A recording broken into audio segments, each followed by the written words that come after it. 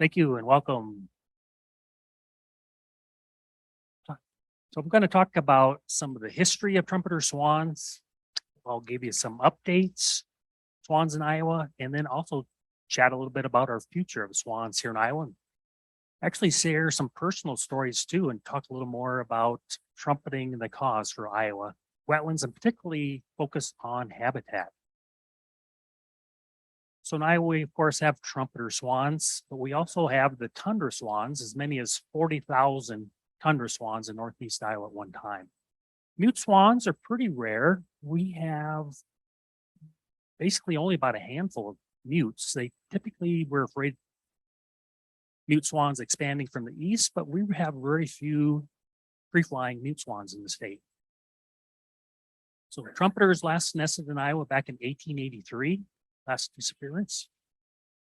Many of the reasons many other states is lost is with market hunting and habitat loss, but especially Iowa has experienced most habitat loss than any state in the nation. We're the most physically altered state in the nation with over 98% of our wetlands lost. Version 2, farmland,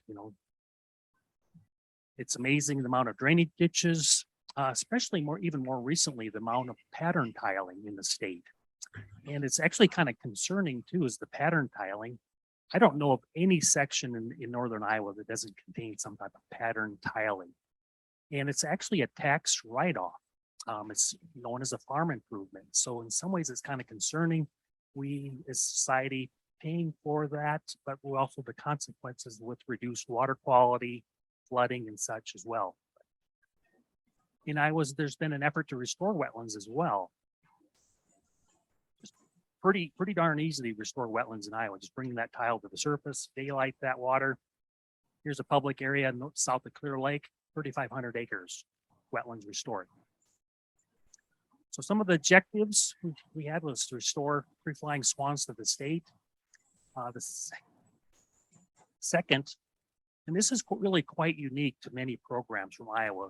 Second objective is to trumpet the cause and really promote wetlands in the state, particularly habitat. So we're really quite unique and have that written in our original restoration plan.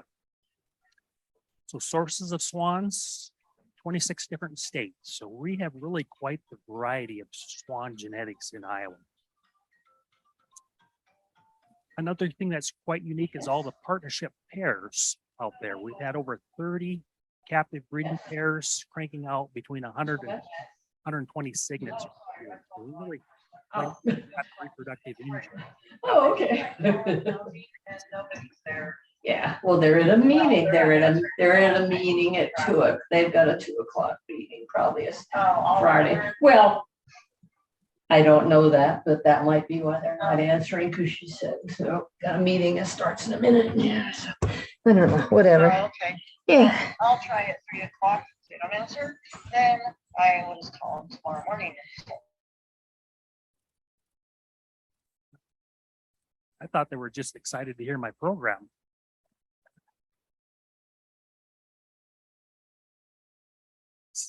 So we really have a lot of excited public out there too, with releasing over 1,200 swans. I've actually done over 400 different presentations, including with swan releases, events with the counties, state fair programs, and so at over 80 different sites. So we're really quite unique with our outreach and education. It would have been really a lot simpler just to have these release the swans, but took a lot more effort to organize the public. The other part is having legislators out. And so that's really a big difference or a big part of our program is those releases and that outreach and education as well. So it's really believe it's important connecting those youth with nature. Some of the other things created is Trumpeter Swan Wetland Activity Manual for teachers, resources for the teachers and kids. Worked with Iowa State, with the students, and they actually have an Iowa State Trumpeter Swan Committee. And so it's just really amazing the network of hundreds of people that have been involved with the Iowa program. So really promote those values of the wetlands out there. So next part is their updates for Iowa. And so really is to tout the success of our program and to really celebrate. Really quite the growth rate there. We kind of hope our retirement plans kind of look like that. With recent tally of 135 nesting pairs and 42 of the 99 of our counties out there. So our swan nesting. So we've seen quite a bit of pioneering actually to the north, southern Minnesota and southern Wisconsin, even Manitoba and Ontario. Iowa pairs nesting in those states. They really pioneer north, but we haven't seen pioneering from Minnesota, Wisconsin south into Iowa, Illinois. We haven't seen any of that since those programs started. Average fruit size is just over 4, so has some great productivity, 74% pledge rate. So swans in Iowa really doing quite well out there. Iowa swans have typically been marked with red or green collars. Again, you can see the 17 states and 3 provinces of Canada. One of the others was actually north of Great Slave Lake, one of our farthest movements, close to 3,800 miles that swan had traveled. Others down south into Missouri for the winter. So some of the challenges is really quite similar to many other states as too, is water quality issues, nutrients, lots of fertilizer in the Corn Belt region of the Midwest, rough fish stirring up the plants or the water and the reduced plant growth. And then actually so less aquatic plants out there. Power line collisions is a really one of our top. I'll talk about, that's one thing we're looking at too, is to mitigate and reduce some of our collisions as well. First, identifying those strikes, recording that with GIS info, and then working to mark those particular lines. So lead poisoning is another one. For example, this swan was picked up in Pilot Knob State Park. It's been a park for over 100 years. So we speculate some of that lead is over 100 years old that they're picking up.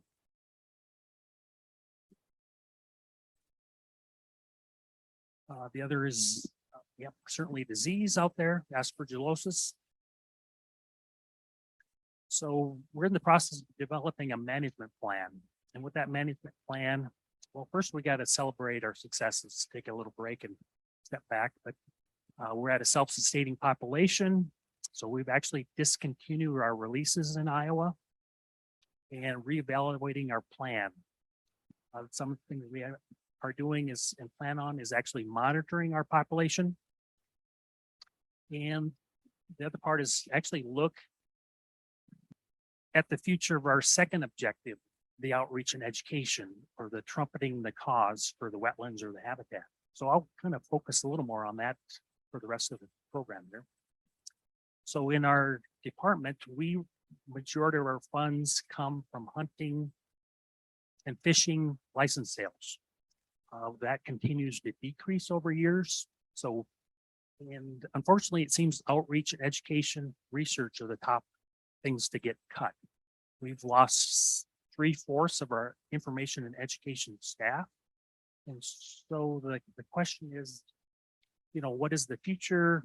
How important and how valuable that is. So we typically really use trumpeters as our ambassadors for Iowa. Ambassadors for our habitat, for our wetlands, and our water quality. So again, we really trumpet the cause and promote the habitat out there. So one of the things we really try to do is try to engage those public by connecting them, by empower and instill an ownership in the trumpeter swans and their habitat. So the biggest question is, what is the value what is the value of doing that? You know, what is the impact? You know, how do you measure that? So it seems to be really quite a challenging question to answer. What is the value? So maybe on a personal level, what messages did you receive as a youth out there? You know, how did you become connected? When did you take ownership? So some of the questions or some of the answers I've heard posing that to coworkers is says, well, I remember my parents taking me for a walk in a state park, or my dad took me fishing, or my parents took me bird watching. And so some of those people remember the exact day they became public landowners, or days they became owners of the animals, the wildlife, or the natural resources.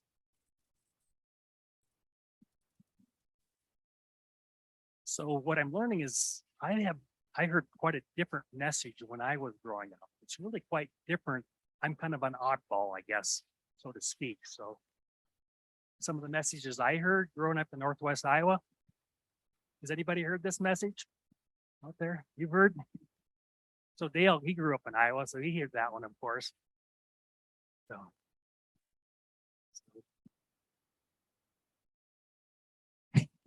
who's heard this one?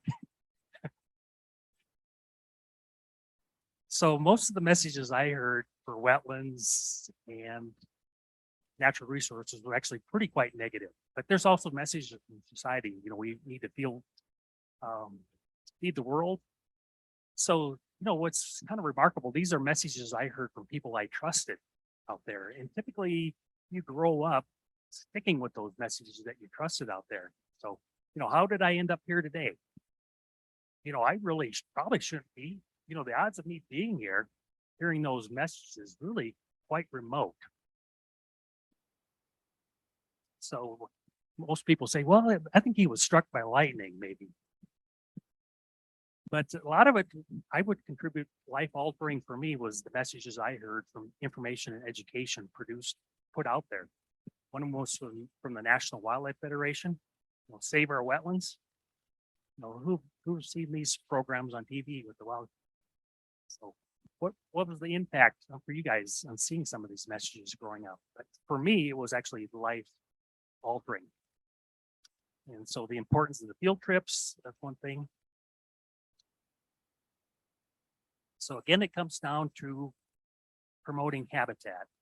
And what I have found really quite rewarding for me working with Trumpeter swans is doing a swan release, having a landowner come up, asking, how can I get trumpeters on my property?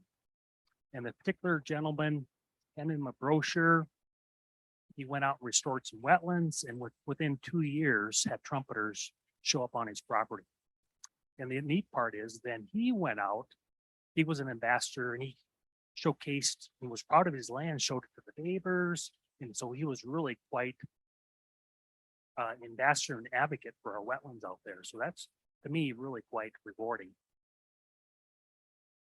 So there's kind of a corny phrase for Iowa, build it and they will come. It certainly works for wetlands in Iowa as well. So I believe it works for education and outreach as well. And I would say I'm a perfect example of that. Put that education information out there, you will build it for wildlife professionals as well. So here's an example of that swan showing up on that wetland.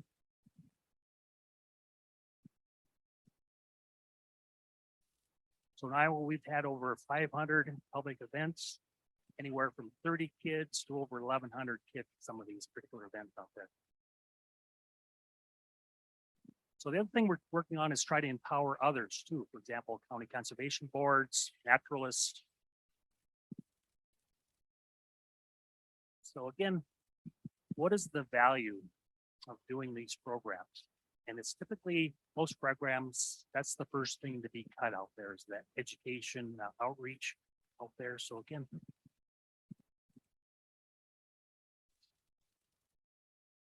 so in ways we look to just empower others. And so some of the challenges too is when we do these programs, are we targeting the right people?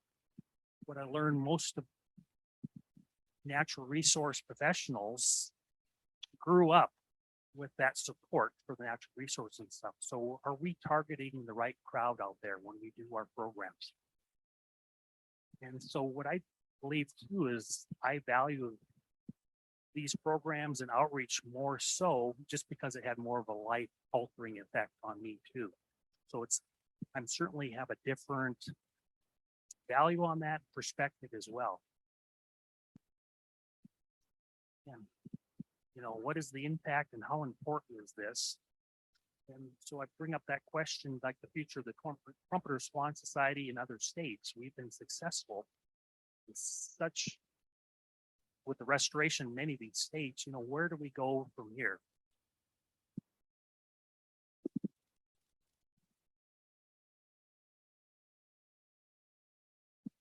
Yeah, so again, what is the importance of that?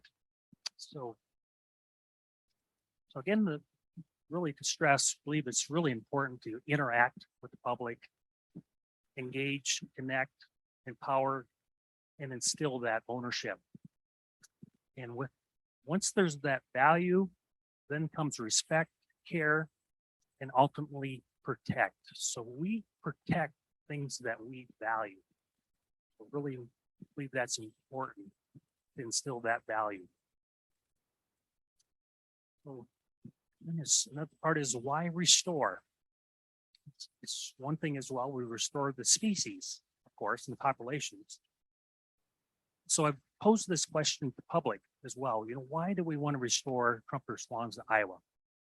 So one of them is they're part of our heritage. They were here when my forefathers settled the state. The other part is they're a big, beautiful bird. 4 is their ambassadors for habitat, wetlands, water quality. A neat answer from a grandmother from Des Moines. She said about the quality of life. She said, I'm worried about my kids, my grandkids moving off to better state to live. But she says, if we improve our water quality or habitat in our environment in Iowa, my kids and my grandkids may stick around. So it's the quality of life issue for her. I really thought that was quite a neat answer there.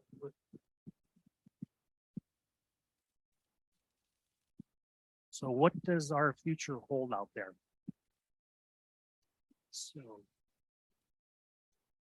So the other thing I would challenge some of you on is as well,